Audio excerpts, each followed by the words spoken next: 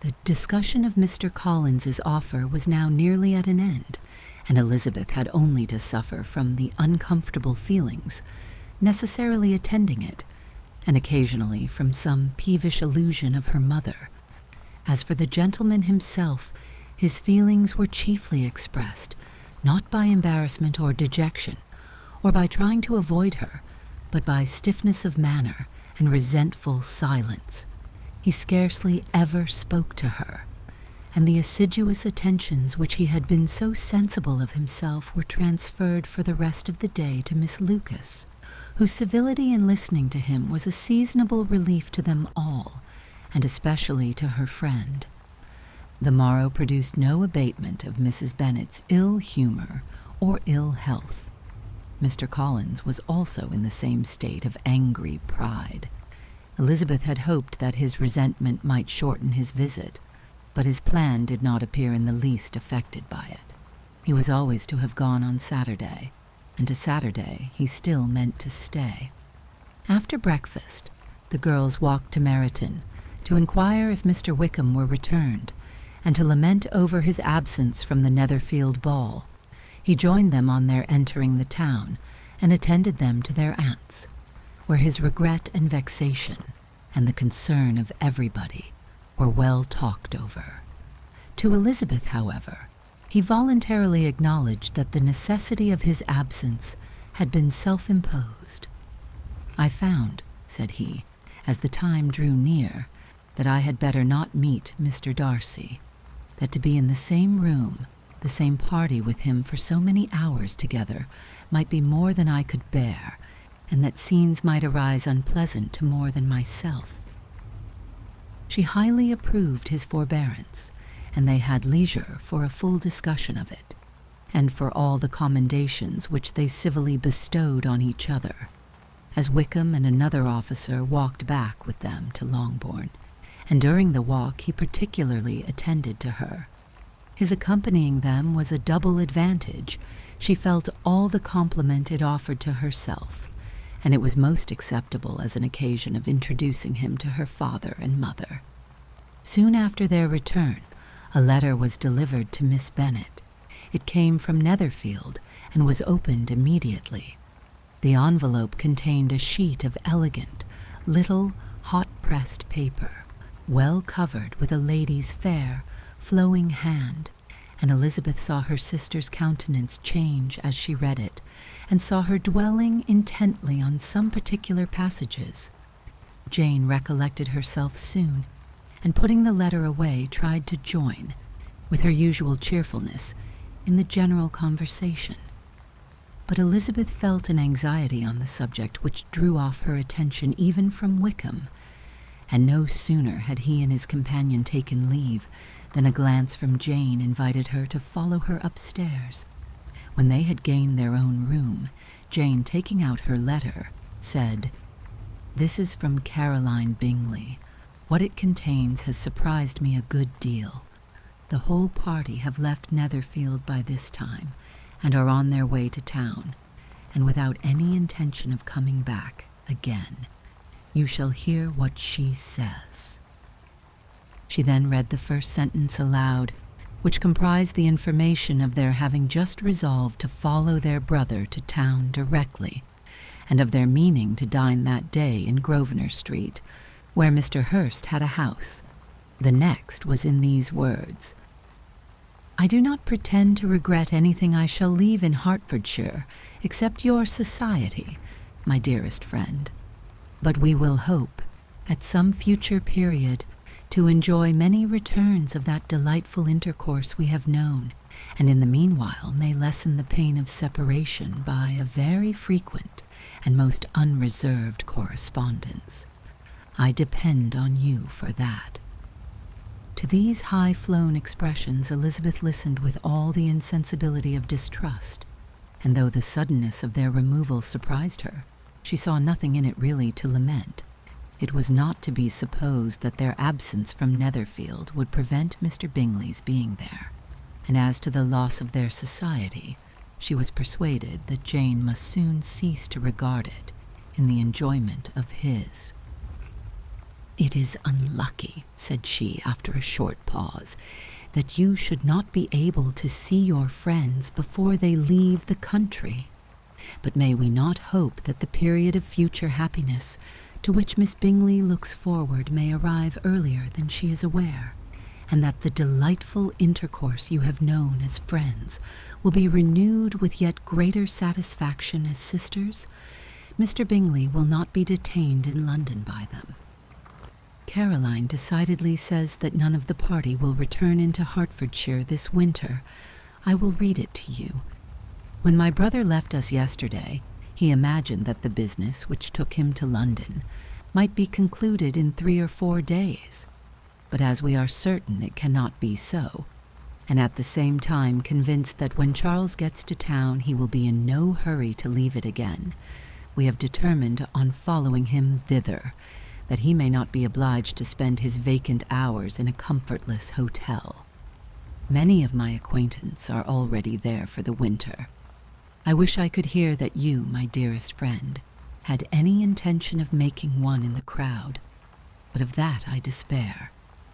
I sincerely hope your Christmas in Hertfordshire may abound in the gaieties which that season generally brings, and that your beaux will be so numerous as to prevent your feeling the loss of the 3 of whom we shall deprive you.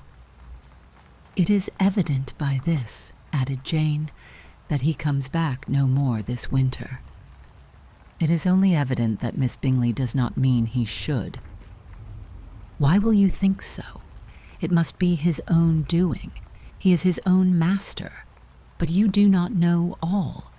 I will read you the passage which particularly hurts me. I will have no reserves from you. Mr. Darcy is impatient to see his sister, and to confess the truth, we are scarcely less eager to meet her again.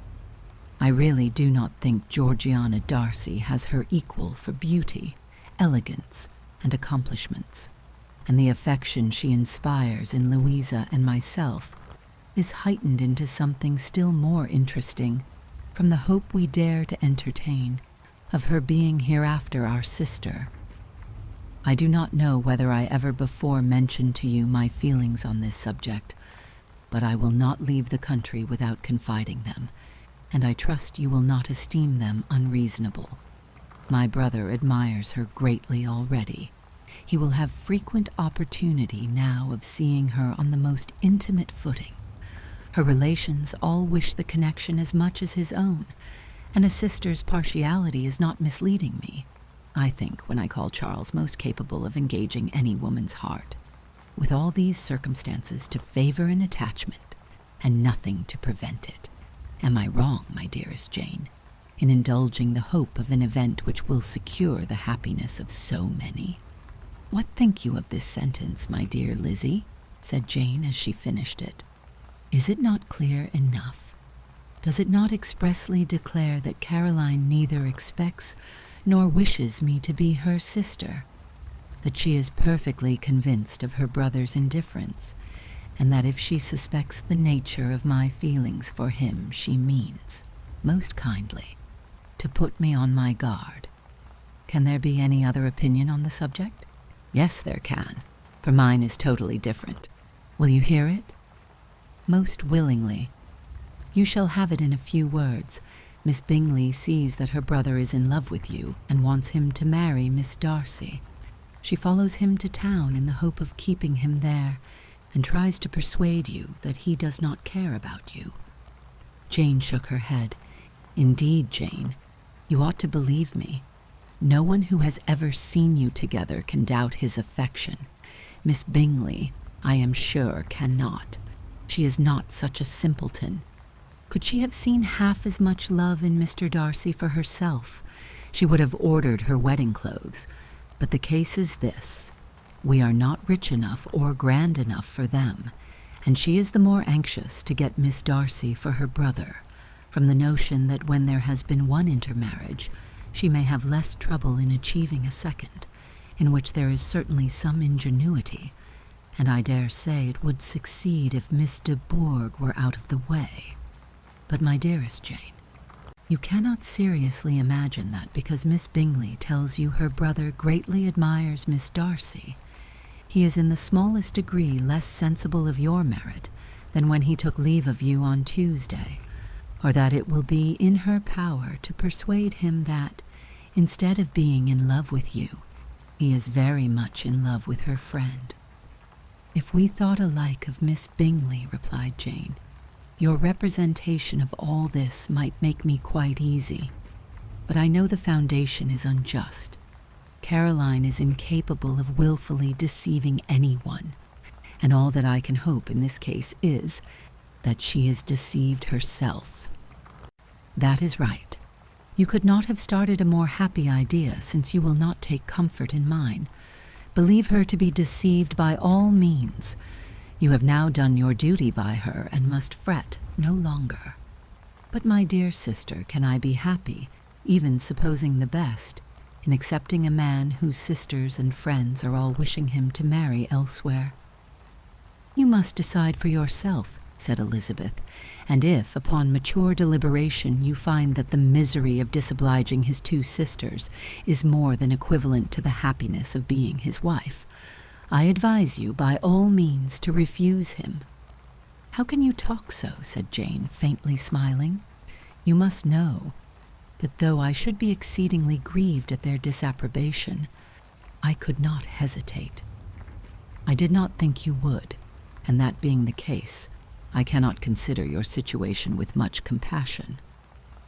But if he returns no more this winter, my choice will never be required. 1,000 things may arise in 6 months. The idea of his returning no more, Elizabeth treated with the utmost contempt.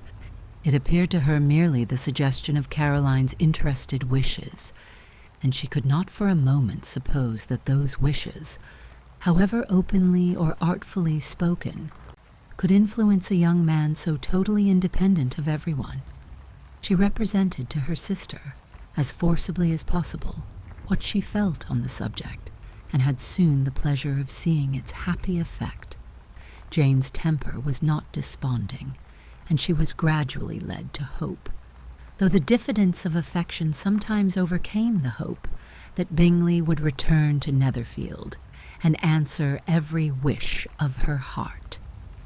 They agreed that Mrs. Bennet should only hear of the departure of the family, without being alarmed on the score of the gentleman's conduct, but even this partial communication gave her a great deal of concern, and she bewailed it as exceedingly unlucky that the ladies should happen to go away, just as they were all getting so intimate together.